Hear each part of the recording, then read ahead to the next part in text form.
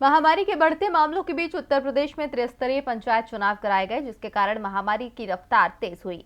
यही नहीं बल्कि चुनाव ड्यूटी में शामिल हुए कर्मचारियों की बड़ी संख्या में जान गई, जिसके बाद उत्तर प्रदेश सरकार और चुनाव आयोग बुरी तरह से घिर गया।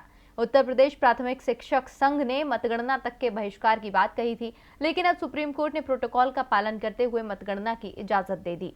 महामारी के मद्देनजर उत्तर प्रदेश में पंचायत चुनाव की मतगणना रोकने की याचिका पर सुनवाई करते हुए सुप्रीम कोर्ट ने अपना फैसला सुनाते हुए यूपी पंचायत चुनाव की मतगणना कराने की इजाजत दे दी, लेकिन जीत के बाद जश्न पर रोक लगा दिया। कोर्ट ने अपने आदेश में कहा कि हमने राज्य चुनाव आयोग की ओर से रखी गई बातों को नोट किया। हम इलाहाबाद हाई कोर्ट के आदेश में दखल देने की जरूरत नहीं समझते। जो प्रोटोकॉल हमारे सामने रखा गया उसका पूरी तरह से पालन हो। मतगणना केंद्र के बाहर सख्त कर्फ्यू हो और कोई विजय रैली न निकाली जाए। हर मतगणना केंद्र पर एंटीजन टेस्ट का इंतजाम रहेगा। मतगणना केंद्र पर सैनिटाइजेशन का भी ध्यान रखा जाएगा।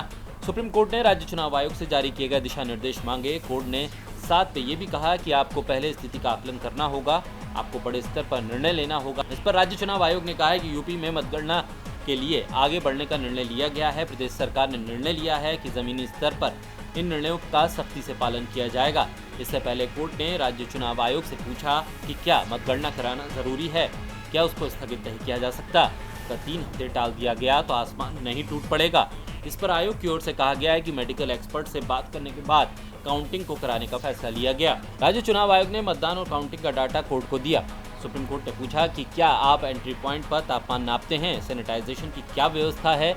इस पर राज्य चुनाव आयोग ने कहा कि हम सिर्फ तापमान की जांच नहीं कर रहे बल्कि ऑक्सीपल्स मीटर से SpO2 भी देखते हैं। आयोग की तरफ से कोर्ट पे ये भी कहा गया कि भीड़ इकट्ठा नहीं होनी चाहिए। ये सभी आपदा प्रबंधन अधिनियम के तहत अनिवार्य है। DB लाइव की रिपोर्ट।